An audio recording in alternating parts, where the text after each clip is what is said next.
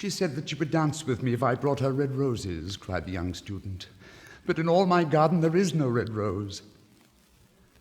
From her nest in the holm oak tree, the nightingale heard him, and she looked out through the leaves and wondered.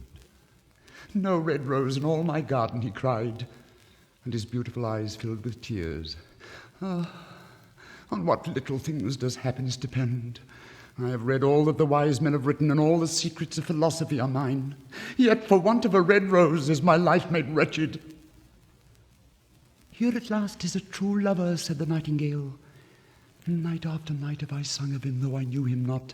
Night after night have I told his story to the stars, and now I see him. His hair is dark as the hyacinth blossom, and his lips are red as the rose of his desire. But passion has made his face like pale ivory, and sorrow has set her seal upon his brow. The prince gives a ball tomorrow night, murmured the young student, and my love will be of the company. If I bring her a red rose, she will dance with me till dawn. If I bring her a red rose, I shall hold her in my arms, and she will lean her head upon my shoulder, and her hand will be clasped in mine. But there is no red rose in my garden, so I shall sit lonely, and she will pass me by. She will have no heed of me, and my heart will break. Here indeed is the true lover, said the nightingale. What I sing of, he suffers. What is joy to me, to him is pain. Surely love is a wonderful thing. It is more precious than emeralds and dearer than fine opals. Pearls and pomegranates cannot buy it, nor is it set forth in the marketplace. It may not be purchased of the merchants, nor can it be weighed out in the balance for gold. The musicians will sit in their galleries, said the young student, and play upon their stringed instruments, and my love will dance to the sound of the harp and the violin. She will dance so lightly that her feet will not touch the floor, and the courtiers in their gay dresses will throng round her. But with me she will not dance, for I have no red rose to give her. And he flung himself down on the grass and buried his face in his hands and wept. Why is he weeping? Asked a little green lizard as he ran past him with his tail in the air. Why, indeed, said a butterfly who was fluttering about after a sunbeam. Why, indeed, whispered a daisy to his neighbour in a soft, low voice. He is weeping for a red rose, said the nightingale. For a red rose, they cried. Ha, ha, ha, ha, ha! How very ridiculous! And the little lizard, who was something of a cynic, laughed outright. But the nightingale understood the secret of the student's sorrow, and she sat silent in the oak tree and thought about the mystery of love. Suddenly she spread her brown wings for flight and soared into the air. She passed through the grove like a shadow, and like a shadow she sailed across the garden. In the center of the grass plot was standing a beautiful rose tree, and when she saw it, she flew over to it and lit upon a spray. Give me a red rose, she cried, and I will sing you my sweetest song. But the tree shook its head. My roses are white, it answered, as white as the foam of the sea and whiter than the snow upon the mountains. But go to my brother who grows round the old sundial, and perhaps he will give you what you want. So the nightingale flew over to the rose tree that was growing round the old sundial. Give me a red rose, she cried, and I will sing you my sweetest song. But the tree shook its head. My roses are yellow, it answered, as yellow as the hair of the mermaiden who sits upon an amber throne, and yellower than the daffodil that blooms in the meadow before the mower comes with his scythe. But go to my brother who grows beneath the student's window, and perhaps he will give you what you want. So the nightingale flew over to the rose tree that was growing beneath the student's window.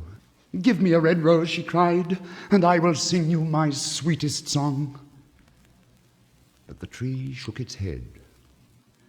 My roses are red, it answered, as red as the feet of the dove, and redder than the great fans of coral that wave and wave in the ocean cavern. But the winter has chilled my veins, and the frost has nipped my buds, and the storm has broken my branches, and I shall have no roses at all this year. One red rose is all I want, cried the nightingale, only one red rose. Is there any way by which I can get it? There is a way, answered the tree, but it is so terrible that I dare not tell it to you. Tell it to me, said the nightingale, I'm not afraid. If you want a red rose, said the tree, You must build it out of music by moonlight and stain it with your own heart's blood. You must sing to me with your breast against a thorn. All night long you must sing to me, and the thorn must pierce your heart, and your lifeblood must flow into my veins and become mine. Death is a great price to pay for a red rose, cried the nightingale, and life is very dear to all. It is pleasant to sit in the green wood and to watch the sun in his chariot of gold and the moon in her chariot of pearl. Sweet is the scent of the hawthorn, and sweet are the bluebells that hide in the valley and the heather that blows on the hill. Yet love is better than life. And what is the heart of a bird compared to the heart of a man? So she spread her brown wings for flight and soared into the air. She swept over the garden like a shadow, and like a shadow she sailed through the grove. The young student was still lying on the grass where she had left him, and the tears were not yet dry in his beautiful eyes. "Be happy," cried the nightingale, "be happy. You shall have your red rose. I will build it out of music by moonlight and stain it with my own heart's blood. All that I ask of you in return is that you will be a true lover. For love is wiser than philosophy, though she is wise, and mightier than power, though he is mighty. Flame-colored are his wings, and colored like flame is his body. His lips are sweet as honey, and his breath is like frankincense." The student looked up from the grass and listened, but he could not understand what the nightingale was saying to him, for he only knew the things that are written down in books. But the oak tree understood and felt sad, for he was very fond of the little nightingale who had built her nest in his branches. "Sing me one last song," he whispered. "I shall feel very lonely when you're gone." So the nightingale sang to the oak tree, and her voice was like water bubbling from a silver jar. When she had finished her song, the student got up and pulled a notebook and a lead pencil out of his pocket. "She has form," he said to himself as he walked away through the grove. "That cannot be denied her. But has she got feeling? I'm afraid not. In fact, she is like most artists. She is all style without any sincerity. She would not sacrifice herself for others. She thinks merely of music, and everybody knows that the arts are selfish. Still, it must be admitted that she has some beautiful notes in her voice. What a pity it is that they do not mean anything or do any practical good." And he went into his room and lay down on his little pallet bed and began to think of his love. And after a time he fell asleep. And when the moon shone in the heavens, the nightingale flew to the rose tree and set her breast against the thorn. All night long she sang with her breast against the thorn, and the cold crystal moon leaned down and listened. All night long she sang, and the thorn went deeper and deeper into her breast, and her lifeblood ebbed away from her. She sang first of the birth of love in the heart of a boy and a girl, and on the topmost spray of the rose tree there blossomed a marvelous rose. Petal followed petal, as song followed song. Pale was it at first, as the mist that hangs over the river, pale as the feet of the morning and silver as the wings of the dawn. As the shadow of a rose in a mirror of silver, as the shadow of a rose in a water pool, so was the rose that blossomed on the topmost spray of the tree. But the tree cried to the nightingale to press closer against the thorn. "Press closer, little nightingale," cried the tree, "or the day will come before the rose is finished." So the nightingale pressed closer against the thorn, and louder grew her song, for she sang of the birth of passion in the soul of a man and a maid, and a delicate flush of pink came into the leaves of the rose, like the flush in the face of the bridegroom when he kisses the lips of the bride. But the thorn had not yet reached her heart, so the rose's heart remained white, for only a nightingale's heart's blood can crimson the heart of a rose. And the tree cried to the nightingale to press closer against the thorn. "Oh, press closer, little nightingale," cried the tree, "or the day will come before the rose is finished."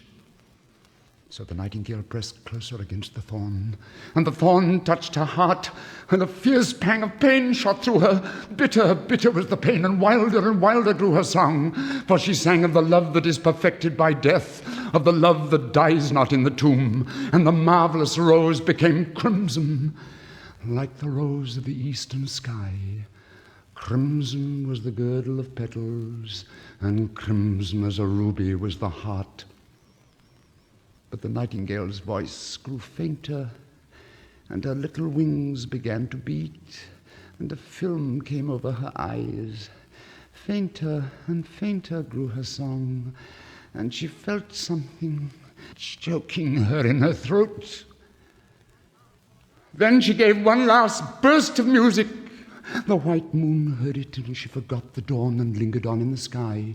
The red rose heard it, and it trembled all over with ecstasy, and opened its petals to the cold morning air. It floated through the reeds of the river, and they carried its message to the sea. "Look, look," cried the tree. "The rose is finished now." But the nightingale made no answer, for she was lying dead in the long grass, with the thorn in her heart. And at noon, the student opened his window and looked out. "Why, what a wonderful piece of luck," he cried. "Here is a red rose. I've never seen any rose like it in all my life. Ha, ha, ha, ha, ha. It's so beautiful that I'm sure it has a long Latin name." And he leaned down and plucked it. Then he put on his hat and ran to the professor's house with the rose in his hand. The daughter of the professor was sitting in the doorway winding blue silk on a reel, and her little dog was lying at her feet. "You said that you would dance with me if I brought you a red rose," cried the student. "Here is the reddest rose in all the world. You will wear it tonight next to your heart, and we shall dance together, and it will tell you how I love you." But the girl frowned. "I'm afraid it will not go with my dress," she answered. "And besides, the Chamberlain's nephew has sent me some real jewels, and everybody knows that jewels cost far more than flowers." Well, upon my word, you're very ungrateful," said the student angrily. And he threw the rose into the street, where it fell into the gutter, and a cartwheel went over it. "Ungrateful," said the girl. "I tell you what, you're very rude, and after all, who are you? Only a student? Why, I don't believe you've even got silver buckles to your shoes, as the Chamberlain's nephew has." And she got up from her chair and went into the house. "Oh, what a silly thing love is," said the student as he walked away. "It's not half as useful as logic, for it does not prove anything. And it's always telling one of things that are not going to happen and making one believe things that are not true. In fact, it's quite unpractical, and as in this age to be practical is everything, I shall go back to philosophy and study metaphysics." So he returned to his room and pulled out a great dusty book and began to read.